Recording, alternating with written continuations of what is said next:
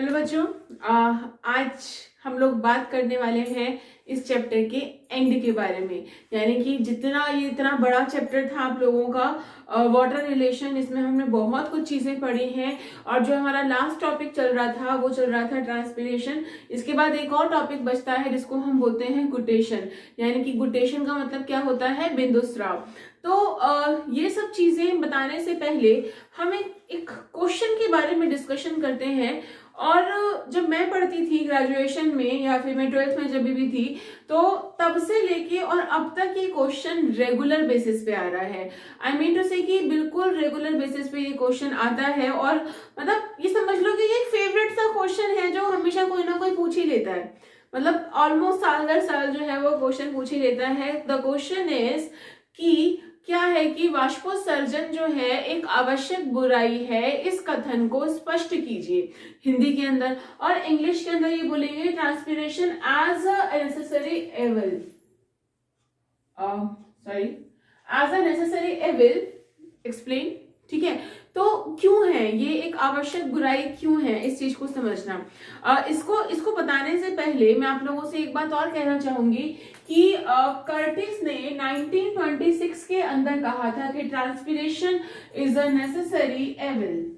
ठीक है, ये किसने कहा था? कर्टिस ने कहा था 1926 के अंदर। इसके बाद स्टीवर्ट ने 1948 के अंदर कहा था कि ट्रांसपिरेशन इज अनअवॉइडेबल एविल। यानी कि एक ट्रांसपिरेशन यानी कि वाष्पोत्सर्जन एक बहुत बड़ी बुराई है जिसको पौधा जो है वो अवॉइड नहीं कर सकता, उसको वो करना ही पड़ेगा। अब आप इस चीज को ऐसे समझ लो कि अगर प्लांट ने 100% जल है प्लांट के पास, ठीक है, 100% क्या है इसके पास? जल है, यानी कि H2O है, यानी कि वाटर है। अब इस 100% में से 97% जो वाटर लॉस होगा किसके थ्रू होगा? ट्रांसपिरेशन के थ्रू। यस, किसके थ्रू होगा? ट्रांसपिरेशन के थ्रू। और जो बाकी बचा कुचा बेचारा 3% है वो जो प्लांट की ग्रोथ है, यानी कि वो किसमें काम में आएगा? प्लांट की ग्रोथ एंड मेटाबॉलिज्म। ठीक है, तो यहाँ पे अगर हम लोग बात करें, क्या बात करेंगे हम यहाँ पे कि लगभग 97% जो है वाटर लॉस जो है ये किसके थ्रू होगा? ट्रांसपिरेशन के थ्रू होगा। और बाकी बचा कुचा जो 3% होता है ये प्लांट की ग्रोथ एंड मेटाबॉलिज्म के अंदर काम में आ जाता है। ठीक है, मतलब 3% पानी, बस 97% चला गया। अब एक बात बताओ कि तुम्हारे घर में एक सिक्योरिटी कैमरा, सिक्योरिटी पर्पस लगा दी जाए और तुम जितना भी कमा रहे हो उसका 97% तुम्हारा सिक्योरिटी में जाए और सिर्फ 3% ग्रोथ के लिए जाए, तो ऐसा तो ठीक नहीं है ना। तो मतलब यही वजह है कि इसको क्या कहा जाता है? अननेसेसरी एविल कहा जाता, मतलब एक अनावश्यक बुराई कहा जाता है, या इसको एक अनअवॉइडेबल एविल कहा जाता है, या फिर इसको एक नेसेसरी एविल कहा जाता है। यही वजह है इसकी। दूसरी इंपॉर्टेंट चीज के बारे में अगर हम लोग बात करें यहाँ पे कि जो ट्रांसपिरेशन जो होता है, यानी कि ये क्या कहते हैं, वाष्पोत्सर्जन जो होता है ये किसके थ्रू होता है? स्टोमेटा के थ्रू होता है। तो स्टोमेटा बेसिकली बने किस वजह से हैं? स्टोमेटा बेसिकली बने हैं यहाँ पे सिर्फ और सिर्फ गैसेस के एक्सचेंज के लिए। ठीक है, ताकि गैसों का क्या हो सके, यहाँ पे एक्सचेंज हो सके, इसीलिए स्टोमेटा का डेवलपमेंट हुआ है, या इसीलिए यहाँ पे स्टोमेटा बने हैं। परंतु लेकिन अब क्या है कि जब स्टोमेटा यहाँ पे बने इसलिए हैं, लेकिन जब जाइलम से पानी ऊपर की ओर जा रहा है, पता ही आप लोगों को ट्रांसपिरेशन की पूरी मैकेनिज्म, तो जब जाइलम से पानी ऊपर की ओर जा रहा है और कोशिकाओं के बीच में जो स्पेस होता है, यानी कि जो खाली जगह होती है, वहां पे वाटर कंटेंट ज्यादा है और बाहर वाटर कंटेंट कम है। तो ये तो बेटा नेचर का लॉ है कि हमेशा मॉलिक्यूल्स जो है या अणु जो है हमेशा अपनी हाई कंसेंट्रेशन से लोअर कंसेंट्रेशन की ओर मूवमेंट करेंगे ही करेंगे। तो इसीलिए यहाँ पे वाटर वेपर जो है वो बाहर चले जाते हैं, और इसी चीज को हम लोग क्या बोलते हैं? इसी ही चीज को हम लोग बोलते हैं क्या? ट्रांसपिरेशन बोलते हैं, या इसीलिए ये कहा जाता है कि ये एक अनअवॉइडेबल है, मतलब प्लांट बेचारा चाह के भी इसको नहीं रोक सकता। क्लियर हो गई ये बात। अगर कभी कोई क्वेश्चन आ जाए कि जो transpiration is a necessary evil, तो आप इसका आंसर देख सकते हो ना कि बाष्पोत्सर्जन एक आवश्यक बुराई है, कथन को स्पष्ट कीजिए। तो क्या आप इस कथन को स्पष्ट करने में सक्षम हुए? होपफुली हो गए होंगे। अच्छा, दूसरी एक बात और आप लोगों से कहनी थी कि बहुत सारी चीजें होती हैं जिसकी वजह से हम बाष्पोत्सर्जन को रोक सकते हैं। क्या क्या चीजें हो सकती हैं? इसको हम क्या बोलते हैं? एंटी ट्रांसपिरेंट्स बोलते हैं। ठीक है, इनको हम लोग क्या बोलते हैं? एंटी ट्रांसपिरेंट्स। ये यूज किए जाते हैं ट्रांसपिरेशन की रेट को कम करने के लिए, यानी कि ट्रांसपिरेशन की देर को कम करने के लिए या ना करने के लिए हम लोग एंटी ट्रांसपिरेंट को यूज करते हैं। इसके लिए हम लोग बेसिकली क्या यूज करते हैं? सिलिकॉन ऑयल यूज करते हैं, ठीक है, या फिर एक जो वैक्स लेयर्स जो होती हैं, जो नॉर्मली पेट्रोलियम जेली होती हैं या फिर वैक्स लेयर जो होती हैं, इनको हम लोग यूज कर सकते हैं प्लांट को वो रखने के लिए, एक ट्रांसपिरेशन रेट को कम करने के लिए। इसके अलावा पीएमए, पीएमए का मतलब होता है फिनाइल मर्क्यूरिक एसिटेट, ठीक है, फिनाइल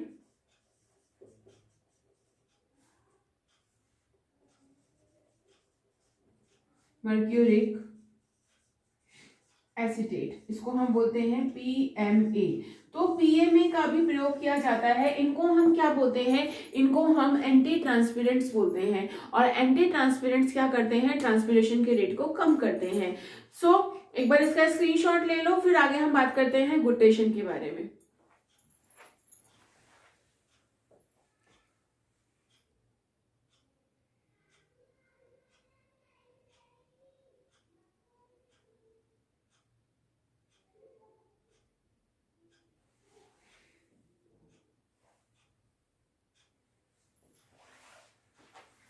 हाँ जी, स्क्रीनशॉट तो ले ही लिया होगा। नेक्स्ट हम लोग बात करने वाले हैं गुटेशन यानी कि बिंदु स्राव के बारे में।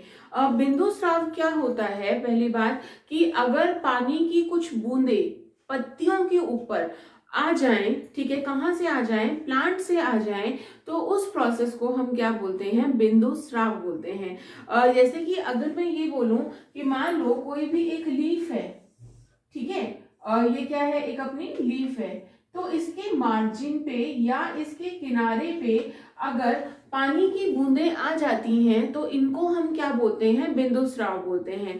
बिंदु स्राव जो होता है, इसके लिए एक विशेष तरह के स्टोमेटा होते हैं, जिनको हम लोग क्या बोलते हैं? वाटर स्टोमेटा बोलते हैं। क्या बोलते हैं इनको? वाटर स्टोमेटा, या फिर इनको हाइड्रेथॉट्स बोलते हैं। क्या बोलते हैं? हाइड्रेथॉट्स बोलते हैं। तो जो ये हाइड्रेथॉट्स, या फिर इसका एक नाम और भी होता है हाइडाथॉट्स, ठीक है, इसको हम एक नाम और भी बोल सकते हैं हाइडाथॉट्स।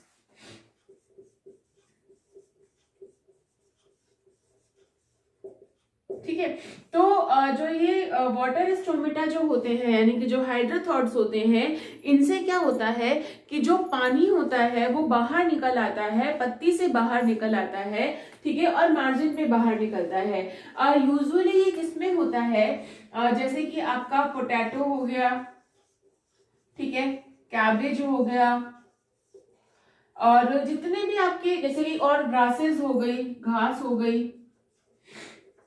मेरे कहने का मतलब ये है कि जितने भी हर्बिशियस प्लांट्स होते हैं, हर्ब्स जो होते हैं, जहां पे ज्यादा ट्रांसपिरेशन नहीं होता है, एक बात का ध्यान रखना कि पानी एक्सेस में है और निकल रहा है, तो यानी कि ट्रांसपिरेशन का रेट जो होता है वो यहाँ पे कम होता है, ठीक है। तो ये होता किसकी वजह से है? ये होता है लो ट्रांसपिरेशन रेट की वजह से।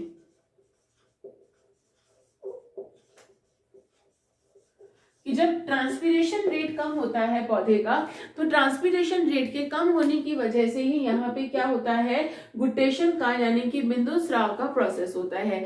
बच्चों अब तुम्हारा एक क्वेश्चन होगा कि मैडम आजकल जैसे कि उसका क्या मतलब है, जो ओस की बूंदें होती हैं और बिंदु स्राव ये क्या होते हैं, मतलब कैसे हम कैसे डिफ्रेंशिएट करेंगे कि ये ओस की बूंदें हैं या फिर ये बिंदु स्राव है। अगर मैं इंग्लिश में बोलूं तो how can we differentiate about the dew and the guttation process, कि हम दोनों चीजों को डिफरेंशिएट कैसे करेंगे। आप समझना, जो बिंदु स्राव होगा वो हमेशा कहाँ पे होगा, कॉर्नर यानी कि मार्जिन्स पे होगा।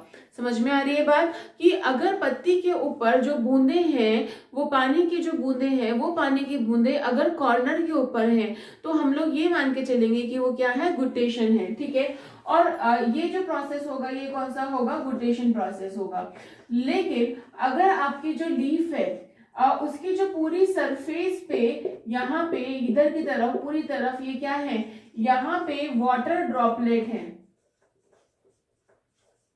यानी कि पानी की बूंदे हैं, पूरी लीफ की सरफेस के ऊपर एक पूरी की पूरी फिल्म बन गई है, या पूरी एक लेयर बन गई है, या पूरी एक वाटर ड्रॉपलेट बन गई है यहाँ पे, तो इस चीज को हम लोग क्या बोलते हैं, ड्यू यानी कि ओस बोलते हैं। क्या बोलते हैं इसको, ओस यानी कि ड्यू बोलते हैं। यहाँ तक बात समझ में आ गई कि ड्यू किसे बोलते हैं और ओस जो गुटेशन होता है यानी कि बिंदु स्राव किसे कहते हैं। चलिए एक बार मैं दोबारा से आप लोगों को रिवाइज करा देती हूँ कि बिंदु स्राव होता है हाइड्रोथॉट से, वाटर स्टोमेटा से। वाटर स्टोमेटा क्या होते हैं, इनसे क्या निकलता है, पानी निकलता है। किसमें होता है, ये हर्बिशियस प्लांट के अंदर होता है।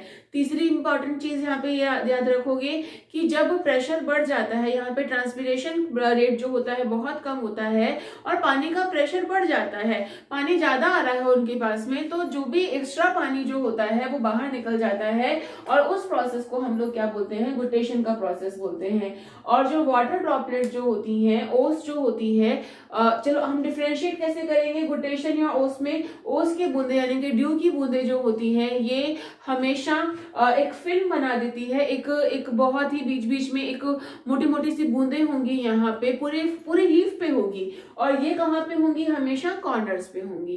क्लियर है ये चीज, पक्का। हटो एक बार स्क्रीनशॉट ले लो।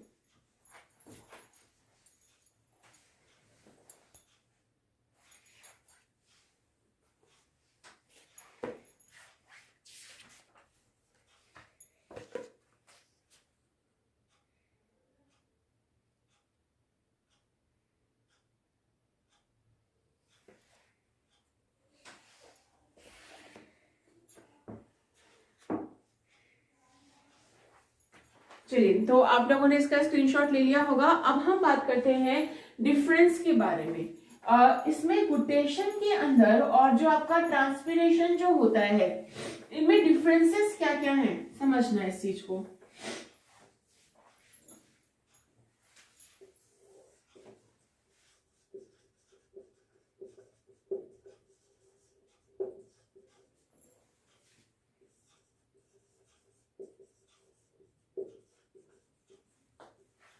ट्रांसपीरेशन और गुटेशन, इन दोनों में क्या क्या डिफरेंसेस है, इनके बारे में हम लोग बात करते हैं।